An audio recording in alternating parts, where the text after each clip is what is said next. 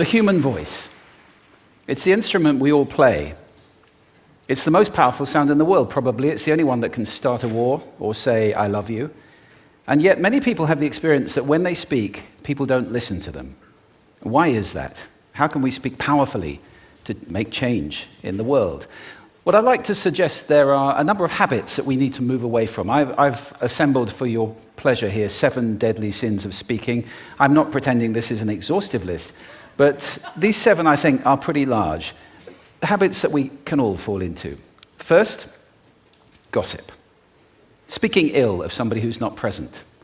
Not a nice habit, and we know perfectly well the person gossiping 5 minutes later will be gossiping about us.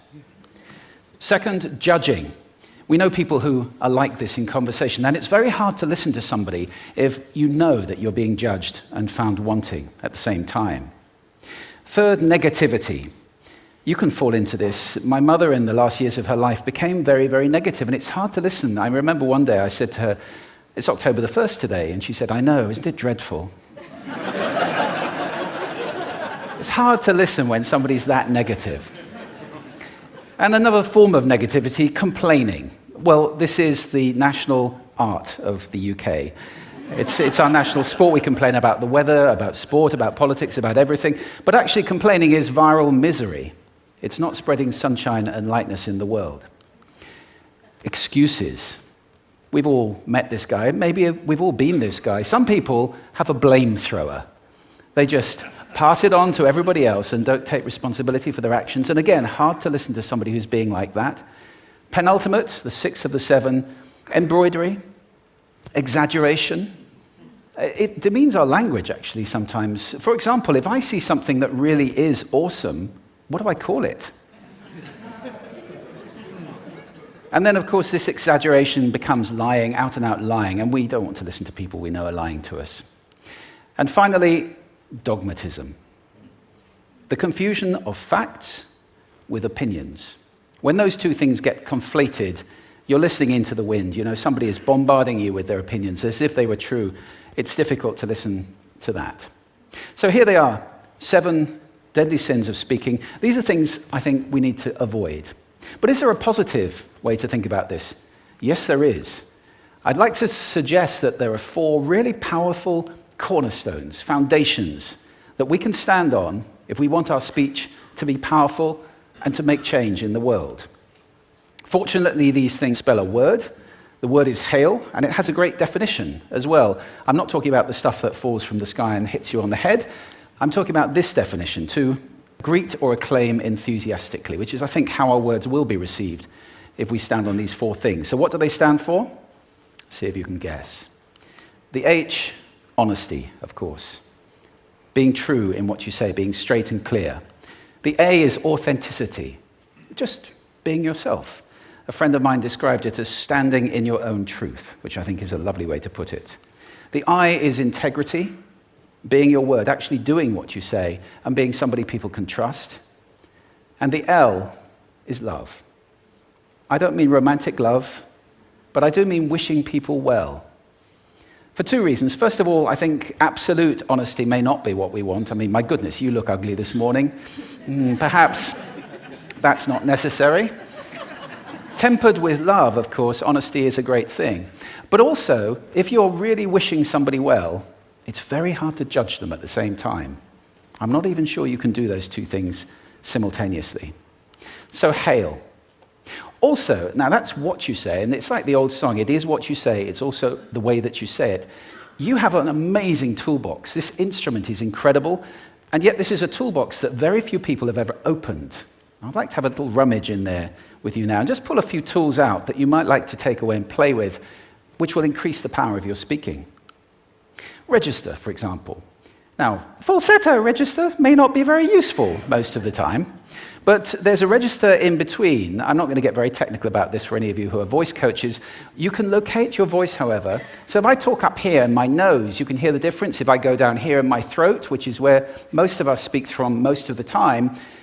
But if you want weight, you need to go down here to the chest. You hear the difference?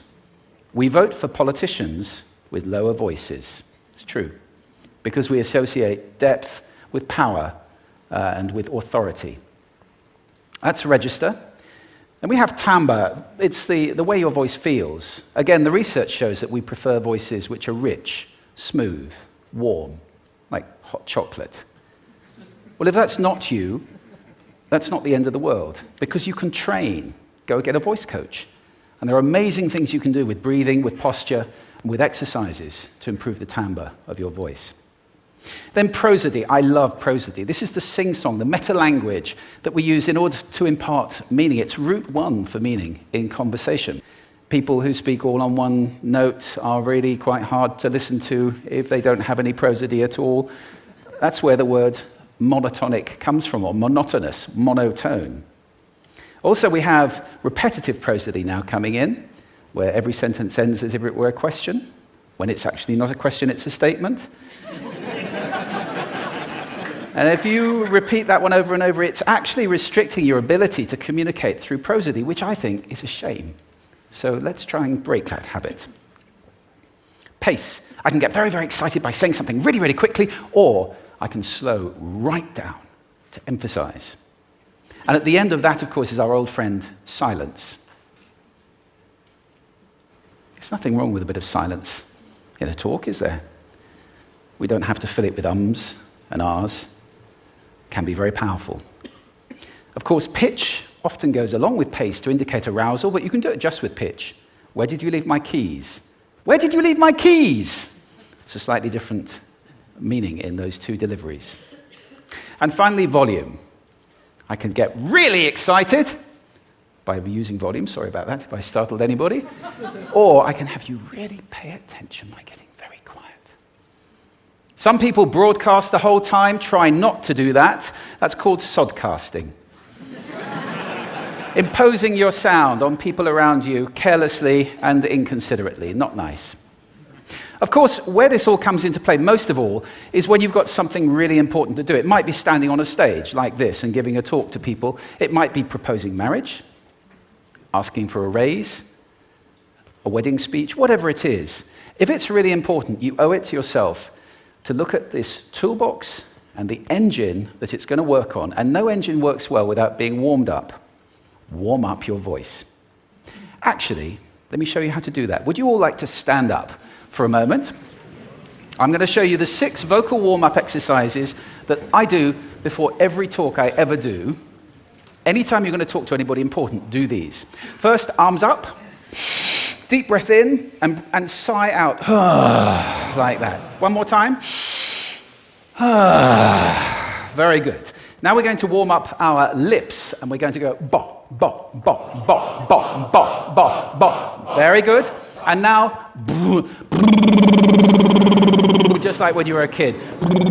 Now your lips should be coming alive. We're going to do the tongue next with exaggerated la, la, la, la, la, la, la, la, la. Beautiful. You're getting really good at this. And then roll an R. That's like champagne for the tongue. Finally, and if I can only do one, the pros call this the siren. It's really good. It starts with we and goes to or. The we is high, the or is low. So you go wee, or wee. Fantastic. Give yourselves a round of applause. Take a seat. Thank you. Next time you speak, do those in advance. Now, let me just put this in context to close. This is a serious point here. This is where we are now, right? We speak not very well into people who simply aren't listening in an environment that's all about noise and bad acoustics. I have talked about that on this stage in different phases. What would the world be like if we were speaking powerfully to people who are listening consciously in environments which were actually fit for purpose? Or to make that a bit larger, what would the world be like if we were creating sound consciously and consuming sound consciously and designing all our environments consciously for sound? That would be a world that does sound beautiful, and one where understanding would be the norm. And that is an idea worth spreading. Thank you. Thank you.